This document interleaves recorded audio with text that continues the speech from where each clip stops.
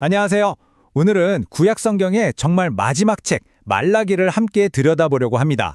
무려 400년이라는 기나긴 침묵의 시대가 시작되기 직전에 하나님께서 자기 백성에게 마지막으로 건네신 메시지는 과연 무엇이었을까요? 그 뜨거운 사랑과 회복의 약속 속으로 지금부터 함께 들어가 보시죠.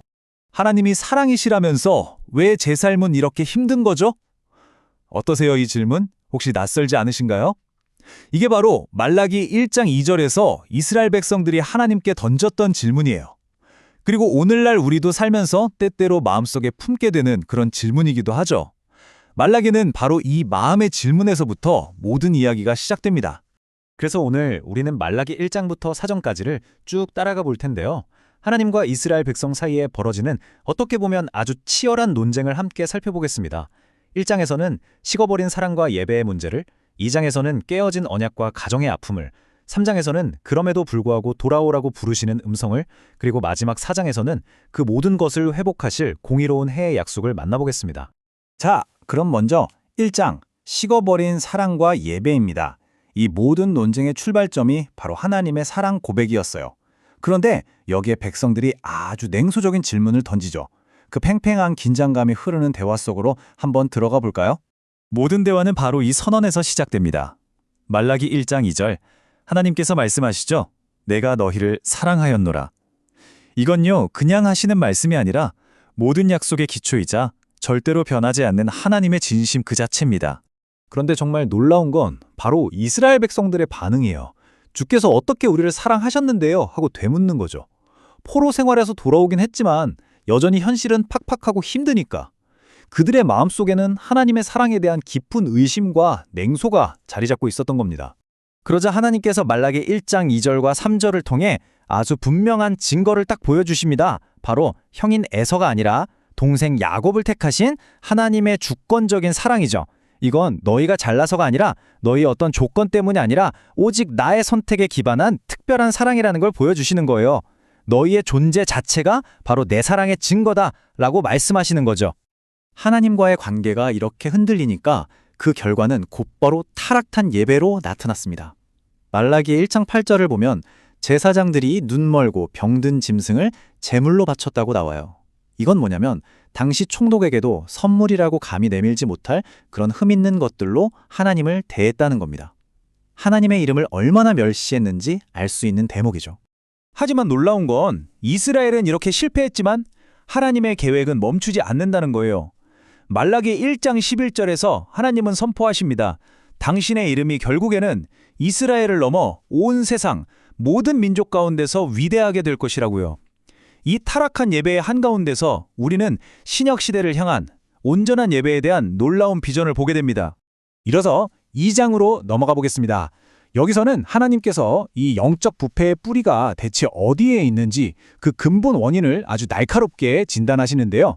그 첫 번째 진단 대상은 바로 백성의 지도자들이었던 제사장들이었습니다.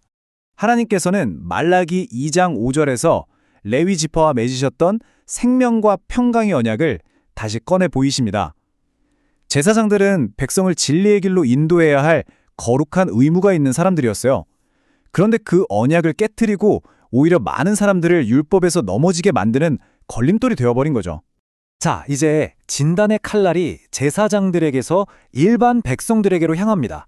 당시 사람들은 이방 여인들과 결혼하려고 젊은 시절에 평생을 약속했던 아내를 버리는 일이 아주 흔했던 것 같아요. 하나님과의 언약을 깨트린 것이 가정의 언약을 깨트리는 것으로 고스란히 이어진 거죠.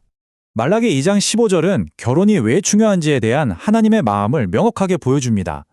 결혼은 단순히 두 사람이 좋아서 합치는 걸 넘어서 경건한 자손을 얻기 위한 거룩한 언약이라는 거예요.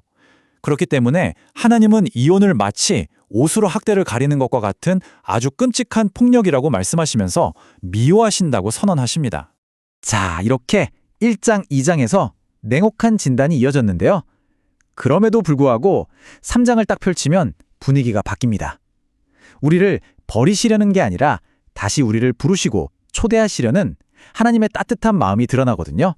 말라기 3장 1절에서 우리는 정말 숨막히는 예언과 마주하게 됩니다. 바로 메시아의 길을 예비할 사자, 신약에서 세례 요한을 통해 성취될 그 인물에 대한 예언이죠. 그리고 이어서 주님께서 친히 당신의 성전에 오셔서 그 백성을 깨끗하게 하고 완전히 회복시키실 거라는 놀라운 약속이 주어집니다.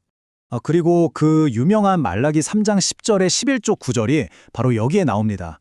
그런데 이 구절의 핵심은 돈에 대한 규칙이 아니에요. 이건 깨어진 신뢰의 관계를 회복하기 위한 하나님의 초대장입니다. 나를 한번 시험해봐라. 그래서 내가 하늘문을 열고 너에게 복을 쌓을 곳이 없도록 붙는지 안 붙는지 한번 보라.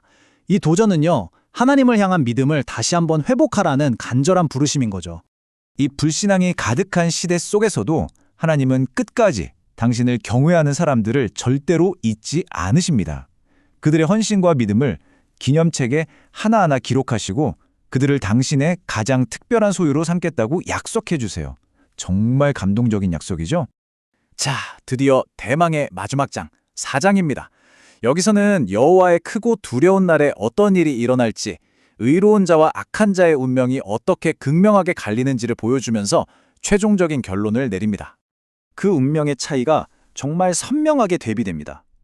교만하고 악을 행하는 자들에게 그날은 모든 것을 삼켜버리는 뜨거운 풀무불과 같을 겁니다.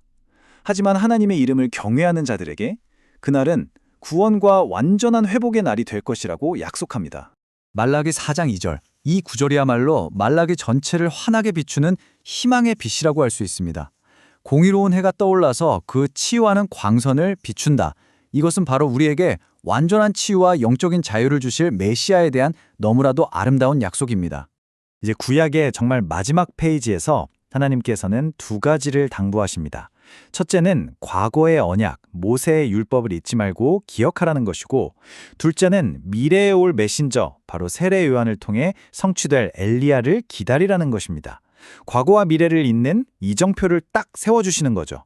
여기서 정말 중요한 점은 이 마지막 말씀의 끝으로 구약 성경에 막이 내리고 약 400년 동안 이어지는 영적인 침묵기가 시작된다는 사실입니다. 하나님의 백성은 이제 이 약속을 붙들고 기나긴 기다림의 시간으로 들어가게 됩니다. 그리고 바로 이것이 말라기가 우리에게 주는 궁극적인 메시지입니다. 말라기의 마지막 약속은 400년의 침묵을 깨고 이 땅에 오셔서 모든 언약을 성취하시고 우리에게 참된 치유와 회복을 가져다 주신 유일한 소망, 바로 예수 그리스도를 정확하게 가리키고 있습니다. 그렇다면 이 공의로운 해의 약속은 오늘을 살아가는 우리에게는 과연 어떤 의미로 다가올까요?